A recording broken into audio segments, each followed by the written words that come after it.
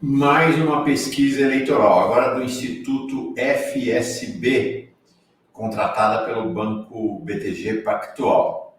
Lula está na frente, como em todas as pesquisas. Duas revelações que vale a pena examinarmos conjuntamente. Primeiro, Lula é o mais preparado para os eleitores, eleitoras, em todos os itens apresentados a ele. Segundo, a terceira via está completamente empacada, como se afundada num pântano. Tem mais. Tem uma informação muito interessante sobre como os eleitores estão se informando sobre as eleições nas redes sociais. YouTube na frente. Eu sou Mauro Lopes. Este é mais um Boletim 247 sobre as pesquisas eleitorais para 2022. Vamos fazer como sempre. Vamos examinar quadro a quadro a pesquisa FSB Pactual. Mais uma vez, segunda-feira, 21 de março de 2022, manhã. Vou aumentar aqui. Vamos lá. Então, a pesquisa, o campo acabou de ser feito, foi encerrado, então, neste domingo. Então, veja lá, o campo começou dia 18 e foi encerrado neste domingo, 20 de março. Divulgação hoje, o registro no TSE. Você está vendo ali qual é o número do registro no TSE. Aqui o índice da pesquisa, metodologia importante, não é uma pesquisa presencial, é uma pesquisa telefônica. Então, a gente tem as cautelas também de uma pesquisa telefônica, mas ela está completamente alinhada como tendência às pesquisas todas que têm saído nas últimas semanas. Política e eleições. Vamos lá. Grau de interesse nas eleições de outubro. Aí, somando o muito interessado 64%. Veja como o país, as pessoas querem saber do país, do que será feito do seu país. Pouco interessado, nada interessado, não sabe, não respondeu, 23. Cenário espontâneo, mais uma vez, cenário espontâneo nunca é exatamente o reflexo do voto, porque as pessoas serão estimuladas, então nunca haverá um cenário espontâneo, e o cenário espontâneo está sempre vinculado à mistura do grau de interesse, conhecimento, então são outros fatores que não os propriamente eleitorais. O Lula está na frente, 38, Bolsonaro é 27, aí o resto vai lá embaixo. O seguinte é o Ciro com 4 e o Sérgio Moro com 3. Cenário estimulado, esse sim relevante para pensar o futuro eleitoral. Intenção de voto estimulado, tá aí. Lula 43, Bolsonaro 29, Ciro 9, Moro 8. Interessante que na pesquisa telefônica, Ciro e Moro estão um pouquinho acima, mas sempre dentro da margem de erro, né? Sempre dentro da margem de erro dos 7 que vem marcando a presença deles. Os demais, João Dória, Janones, Eduardo Leite, Simone Tebet, Felipe Dávila, entre 0 e 2, né? Não escapa disso. Interessante que nessa pesquisa telefônica, diferentemente, ela está um pouquinho mais, um ponto apenas diferente. A tendência das pesquisas presenciais nas últimas semanas tem sido Lula ao redor de 45, às vezes até um pouquinho acima, e Bolsonaro ao redor de 24, 25. Nas telefônicas, Lula está com 40 e Bolsonaro com 30. É mais, essa pesquisa da FSB está, como se diz em São Paulo, meia mussarela, meia calabresa, né? Está no meio caminho, então, entre as presenciais e as telefônicas. Intenção de voto estimulado. Aqui está muito, muito pequeno, mas vale registrar o quanto o Bolsonaro é um candidato do masculino, do macho masculino, né? A gente vê aqui, ele tem, entre as mulheres, apenas 23% de intenção de voto. Entre os homens, sobe para 34%. Lula tem 44% nas mulheres, 41% com homens. A idade, Bolsonaro está razoavelmente distribuído, mas Lula dispara entre os mais jovens, né? 54% entre os mais jovens, e depois fica tudo na faixa dos 40%. Escolaridade, Lula também disparado, como sempre, entre as pessoas de ensino fundamental, 54%. Bolsonaro recolhe aqui, como em outras pesquisas, o melhor índice em quem tem ensino médio, 34%. Religião, Aqui um cenário melhor para Lula nos evangélicos do que em outras pesquisas. Lula tem 47 entre os católicos e católicas, 38 entre... 38, deixa eu ver, acho que é isso mesmo. 38, tá muito pequenininho aqui. 38 entre evangélicos, outras religiões 35, sem religião, aí ele estoura quase 50%. Bolsonaro, 25 católicos, 37 evangélicos. Aqui, renda familiar, mesmo cenário também das outras pesquisas, Lula disparado, né, na faixa de até um salário mínimo, e Bolsonaro, nessa aqui, está com o melhor desempenho dele, ali, entre 2,5 e mais de 5. Classe média média, classe média alta e os ricos. Região, mais uma vez, Lula recolhe o melhor, como sempre, o melhor resultado no Nordeste, quase 60%. Para Lula, aqui nessa pesquisa, diferentemente de outro, há praticamente um empate no Sudeste. Em outras pesquisas, Lula está bem à frente de Bolsonaro no Sudeste e perde no Sul. Sul é a melhor região do país para Bolsonaro nesse momento. No Centro-Oeste é também uma boa. Então, Centro-Oeste e Sul são as melhores regiões para Bolsonaro, Sudeste e Nordeste para Lula. Aqui, interessante, por condição de município. Nas capitais, Lula está 20 pontos na frente de Bolsonaro, 43 a 23, se eu não estou enganado. Nas cidades grandes, 40 a 32. Nas cidades médias, 45 a 29. Nas cidades pequenas, 48 a 31. Certeza na decisão de voto para outubro. Veja o tamanho da consolidação do voto em 2022. É grande, mas tem margem ainda para mudanças, pequenas mudanças no cenário. 71% considera o seu voto já consolidado. 28% ainda pode mudar. Aqui nós estamos cruzando a intenção de voto estimulada versus a certeza na decisão do voto para outubro. Ou seja, para quem escolheu cada candidato, quanto está decidido ou não.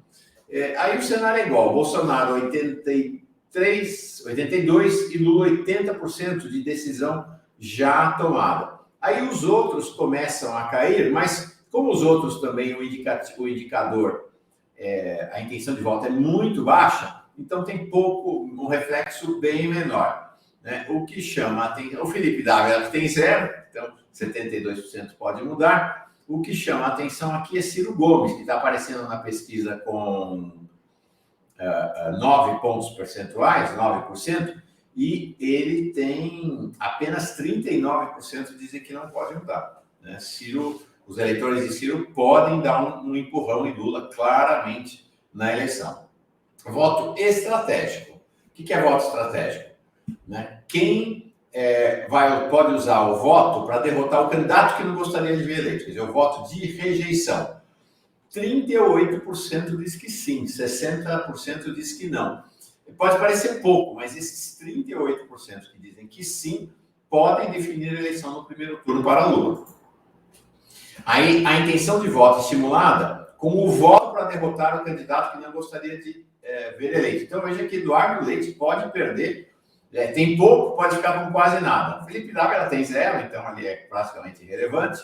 Então, na faixa ali de 67, 64, Simone Tebet 54, Sérgio Moro 53, Ciro Gomes 49, ou seja, todos eles de Ciro para cima podem perder metade do seu eleitorado se esse eleitorado achar que pode, com o seu voto, barrar um candidato que não gostaria de ser eleito. No caso de João Dória, esse é 41. No caso de Lula, cai para 40. No caso de Bolsonaro, 24.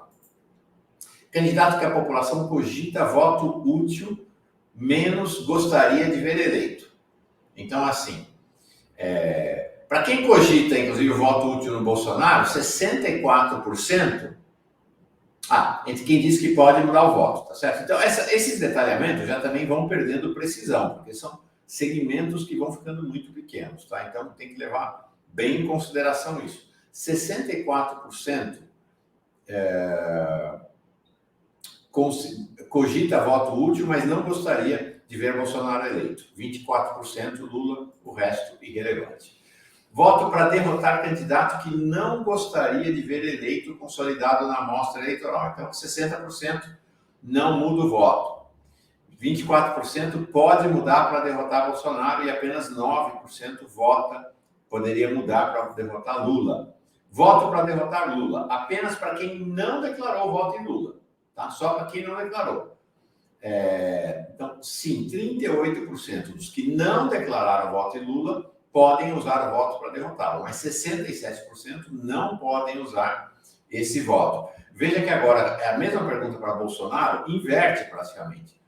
61%, vamos ver aqui com Lula de novo, no caso de Lula, 38%. Então, 38% dizem que podem sim deixar de votar em Lula para derrotá-lo. Quem não declarou que vai votar em Lula. Dos que não declararam que vão votar em Bolsonaro, 61% dizem que podem mudar de voto. 38% diz que não pode usar esse voto. 36%, desculpa. E aí, no caso de Lula, esse número saltou para 57%. Portanto, o voto de Lula é muito mais consolidado, não apenas no seu eleitorado, mas no eleitorado da chamada terceira via.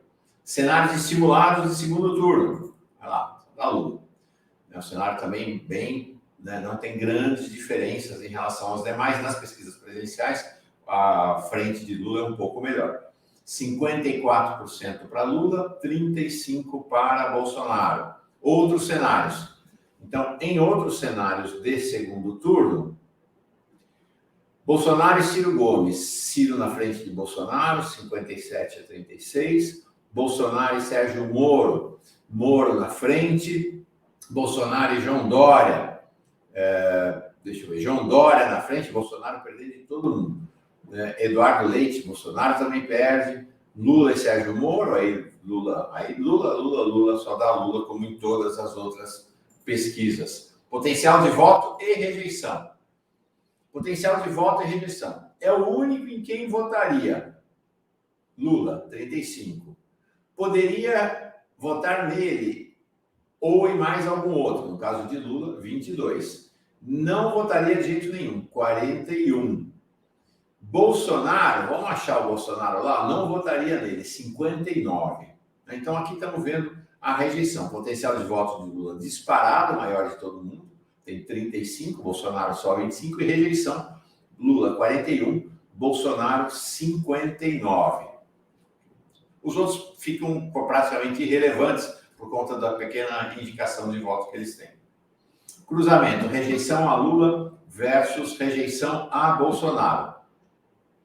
Olha que interessante. Não votaria nem em Bolsonaro nem em Lula. Só 11%. Então, esse é o tamanho do buraco da terceira via. Votariam em Lula, não votariam em Bolsonaro, 48%. Votariam em Bolsonaro, não votariam em Lula, 30%. Não rejeitam Lula nem Bolsonaro, 9%. Então, não votam nem Bolsonaro nem Lula. É o oxigênio que a terceira via precisaria e que falta para ela. A terceira via sem chance nessa eleição. Candidatos e temas da agenda. Isso aqui é muito interessante, porque ela tem uma posição um pouco diferente, mais favorável a Lula do que a pesquisa presencial da Quest. Mas o que é interessante? Lula aparece como o candidato mais preparado para todos os temas da agenda que foi apresentado aos eleitores. Então, reduzir a pobreza. Isso em todas as pesquisas está. 51% Lula é o mais preparado. Bolsonaro, 23% apenas. Manter ou mesmo ampliar programas sociais, 49%, Lula, 25%, Bolsonaro. Gerar empregos, 47%, Lula, 25%, Bolsonaro. Controlar o aumento de preços, 43%, Lula, 24%, Bolsonaro. Portanto, é todo o comando da economia e da sociedade brasileira. Promover crescimento, 47%-27%, reduzir impostos. Interessante, hein? Porque esse é um tema tipicamente da direita e da extrema-direita, o discurso, de redução de imposto. Eles não reduzem, mas dizem. Mas mesmo nesse tema, o eleitorado identifica Lula como o mais preparado, 42%-25%. Combater a pandemia, 36 Lula, 24 Bolsonaro. A pandemia saiu de cena, né, como uma grande preocupação, pelo menos nesse momento. E aqui, combater a corrupção. Um empate com uma vantagem na margem de erro de 1 ponto percentual para Lula. Mas em outras pesquisas, Lula, em geral, perde para Bolsonaro nessa área. Interessante, né? Este olhar para Lula como mais preparado em todos os quadrantes dos temas relevantes na sociedade. Comparecimento à urna, 81% com certeza vai votar, mais 13% que provavelmente não vai votar, apenas 2% diz que não vai votar, que provavelmente não vai votar, e 3% diz que com certeza não vai votar os abstenteístas. Definição de voto. Atributos mais importantes para a definição de voto. 29% programa de governo do candidato. 27% a experiência prévia do candidato como gestor público. 23% histórico do candidato na justiça. 8% alianças. 6% discurso e as falas dos candidatos. E aí todos os temas. Então, nos dois temas que mais se destacam, programa de governo e experiência, claro, Lula leva vantagem. Na questão do histórico do candidato na justiça, esta é com certeza será algo que o bolsonarismo vai se utilizar na campanha. A gente conhece esse discurso. Cruzamento da intenção de voto simulada como atributo mais importante para a definição de voto. Então, veja lá. Para Lula, o mais destacado é a experiência dele, 38%, como escolha de voto. Para Bolsonaro, o mais destacado, 41%, é o histórico dele na justiça. Daqui a alguns anos isso vai ser difícil para Bolsonaro, depois que ele deixar o governo. Para Ciro Gomes, é programa de governo. Depois, Bolsonaro, Sérgio Moro, histórico na justiça, óbvio. Experiência para Dória. Programa de governo para André Janones, Eduardo Leite, experiência. E depois as alianças para Simone Tebet e Felipe Dávila, a mesma coisa, mas irrisória, né? Redes sociais de informação, veja que interessante. Aqui é uma pergunta específica, não é sobre mídias em geral que as pesquisas costumam ter, aqui é especificamente sobre redes sociais. Redes sociais como fonte de informação, YouTube na frente, né? Estamos conversando aqui pelo YouTube, é o YouTube que está na frente, não é uma vantagem tão grande, mas já se destaca. É uma mudança no cenário nos últimos 10 anos no universo das redes sociais, até a eleição de 2018, com certeza o Facebook e talvez até o WhatsApp aparecesse mais. Ou seja, 42% tem e utiliza o YouTube para se informar sobre as eleições presidenciais. 39% Facebook, 37% WhatsApp e Instagram 32%, aí o resto cai bem para baixo, bem para baixo. E aí, quem não tem, veja que interessante, 27% não tem YouTube, 27% não tem Facebook, WhatsApp é quase uma unanimidade nacional, é só 10% não tem, as outras redes crescem bastante, aqueles que não têm. Interessante esse cenário, tem uma reconfiguração da prioridade das pessoas no uso das redes sociais, e de fato os vídeos, o YouTube, a interação nas comunidades do YouTube cresce cada vez mais e o que é significativo, suplantando em 2022 o WhatsApp. Intenção de voto e qual rede que utiliza para se informar. Então, no caso de Lula, o YouTube na frente. No caso de Bolsonaro, olha aqui, surpresa, YouTube também. Outros candidatos, YouTube. Brancos nulos, YouTube. Apenas não sabe, não respondeu, vai ao Facebook. Então, o YouTube assumindo a liderança, mesmo nos eleitores de Bolsonaro, que tradicionalmente, ou seria esperado, talvez, a resposta pelo WhatsApp. Desempenho do governo Bolsonaro, ótimo e bom 29%, ruim e péssimo 53%. Cenário similar de outras pesquisas. E aí vem o cruzamento da avaliação de governo com a intenção de voto. Para quem manifesta intenção de voto em Bolsonaro, 81% é ótimo, bom. Para quem, para quem considera o governo ótimo, bom, 81% dizem que vai votar no Bolsonaro. Para quem diz que o governo é regular, 35% em Lula. Para quem diz que é ruim, péssimo, 66% em Lula. Aqui tem uma questão interessante, né?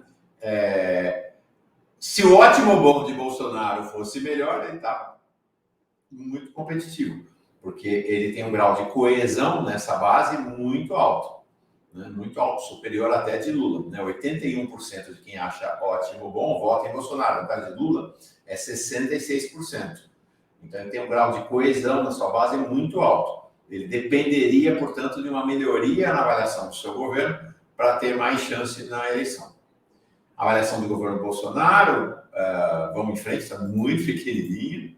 A avaliação regular, apenas para quem avaliou regular. A FSB fez uma classificação, veja, a base é 331 respondentes, então é muito pequena, a gente tem que relativizar. Na sua avaliação, o governo do presidente Bolsonaro é regular mais para positivo ou regular mais para negativo, equilíbrio 49 a 47, essa é a própria definição do regular, é o meio de campo. Agora aqui, ele está fazendo, considerando essa regular positiva e regular negativa, ele está agregando. Então, ele está juntando o ótimo, o bom e o regular mais positivo. Está dando 38. Ele está juntando o regular mais negativo, o ruim, o regular mais negativo, e o ruim, regular mais negativo, o ruim e o péssimo, aí dando 61%. Aprovação da forma de governar Bolsonaro, 34% aprova, 61% desaprova. Vai por perfil, vou passar em frente. Tem uma pergunta sobre reforma administrativa, isso aqui deve ser alguma encomenda do patrocinador do banco, é um tema que não está na agenda nacional. 55% aprovação da reforma administrativa, 32% contra. Isso é o tema tradicional, essa coisa do Guedes. Vamos lembrar que o Paulo Guedes foi do BTG Pactual. Então, realmente é tema de interesse do contratante da pesquisa. Reforma administrativa é um tema sempre da direita e da extrema-direita para liquidar o Estado brasileiro. E uma pergunta dessa vai ter sempre positivo. Né? Vai ter sempre positivo. Você veja que a pergunta é uma pergunta já que endereça, que busca alcançar o resultado positivo. Olha só que interessante, como se pode operar uma pesquisa de opinião. Agora vamos falar sobre reforma administrativa, que prevê novas regras para o funcionalismo público, como avaliação de desempenho. Quem é que pode ser contra a avaliação de desempenho?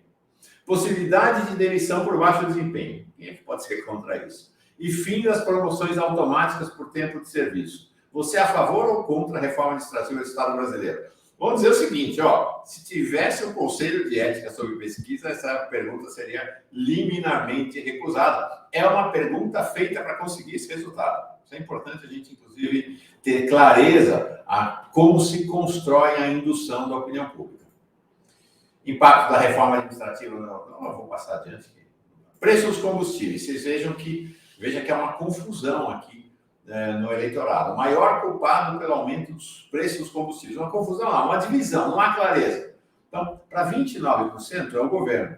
Para 22%, a política de preço da Petrobras. Para 21%, os governadores, por causa de impostos estaduais, que é a mentira do Bolsonaro, mas que tem pego, e o aumento de preço por causa da guerra na Ucrânia. Então, você vê que não há uma concentração, apesar da maioria indicar o governo, mas não há uma concentração clara sobre como o eleitorado enxerga a responsabilização pelo aumento dos preços dos combustíveis. Agora, olha como a gente olha a realidade a partir do lugar que ocupamos política e ideologicamente. Essa pergunta achei muito interessante. É um cruzamento, a avaliação do governo e responsável pelo aumento no preço dos combustíveis. As pessoas não olham para os problemas em si, se é que pode se olhar para o problema, elas olham para os problemas a partir da angulação que elas têm do olhar para a realidade. Então, para quem considera que o governo é ótimo e bom, quem é o culpado? Disparado, os governadores. Para quem considera que a avaliação do governo é regular, quem é o culpado? A política de preço da Petrobras. Para quem considera o governo ruim e péssimo, quem é o culpado? O governo Bolsonaro. Então, veja como há um filtro político e ideológico, no caso aqui mais político do que ideológico, propriamente dito, para você enxergar a realidade. Não existe essa história de enxergar a realidade em si mesma, coisa que vale. Sempre tem filtro, está claro aqui. Bem interessante essa pergunta. Intenção de voto versus responsável pelo aumento de preço. Vamos ver agora como isso acontece na intenção de voto. Olha, Lula. quem tem intenção de votar em Lula responsabiliza o governo, quem tem intenção de votar em Bolsonaro responsabiliza os governadores, quem vai votar em outros candidatos, o governo, branco, nulo e simulado, o governo, não sabe não responder o governo, então seria uma certa tendência de um olhar das pessoas que não estão polarizadas pelo embate entre Lula e Bolsonaro para migrar para o olhar de Lula, né, para a posição de responsabilização do governo. É um racha na sociedade, né? Um racha claro na sociedade. Preferência partidária, não tem partido de preferência, é assim mesmo, usual, e a recuperação do PT só da PT, né? Olha que interessante, a preferência pelo PT é 16%. O segundo é o partido do Lula. E os outros, nesses outros tem o partido do Bolsonaro, é falado assim como no caso aqui, partido de Lula, o PSOL e o MDB com 1%, e os outros nem 1%. Tá? Interessante. E aí, partido que rejeita, natural, né? O PT aparece também como o mais preferido, em geral é o mais rejeitado, e aqui tem o recall, como se diz, de toda a campanha antipetista aí, desde 2013, pelo menos. Não rejeita partidos políticos, essa é uma pergunta interessante, né, que você tem um grau de não rejeição muito provavelmente inferior ao que tivemos em outros momentos da luta da extrema-direita contra a política institucional brasileira. Então, o PT é o mais rejeitado, 28%, PSOL 7%, Partido do Bolsonaro 7%, PSDB 5%, PL 4%, MDB 3%, PSL 2%, PCdoB 2%, e o Partido do Lula, interessante, não aparece, né? Que tem lá 2%, não aparece rejeitado. Voto no segundo turno de 2018, como votou, é apenas um registro de lembrança de quem votou, né? Bolsonaro 39, Haddad 32, branco nulo 25, não sabe. Então tá cruzando. Quem disse em quem votou em 2018, porque não dá para aferir se efetivamente votou, é baseado na declaração, com a intenção de voto estimulado. Então, quem votou em Bolsonaro, 62%, deixa eu ver, 62% vota em Bolsonaro. Quem votou em Fernando Haddad, 78%, perdão, vota em Lula. É isso aí. Auxílio Brasil, 82% não recebe nem mora com quem recebe, 9% não recebe, mas mora com quem recebe, 9%, portanto 18% impactadas pelo Auxílio Brasil. Cruzamento do perfil do Auxílio Brasil e intenção de voto. Se o entrevistado recebe, 59% vota em Lula. O cenário não tem tanta diferença dos que recebem, não. Né? O cenário aqui, o impacto do Auxílio Brasil na pesquisa Quest foi bem maior. Né? Dos que recebem, 59% Lula, 17% Bolsonaro. Quem não recebe, mas tem alguém em casa que recebe, mesmo o Bolsonaro melhora um pouco, mas não muda significativamente. 58 a 25. Entrevistado não recebe, 40 Lula, 30 Bolsonaro. Aqui a gente tem esse cenário das classes médias e altas, das classes média alta e os picos, mas com o Bolsonaro. Perfil da amostra, aí vem o perfil da amostra, é isso aí. Ufa, mais uma pesquisa, passeamos por ela, 28 minutos conversando com você, passando tela por tela dessa pesquisa FSB BTG Pactual. Eu sou Mauro Lopes, esta é a Pós-TV Brasil 247, mais um boletim das pesquisas rumo às eleições de 2022.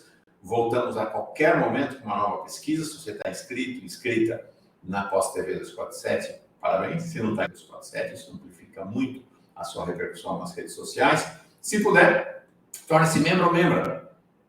Torne-se assinante. Mande sua contribuição através do Pix, através do Superchat e vá construindo a Pós-TV 247 e a mídia independente do país. Até o próximo boletim.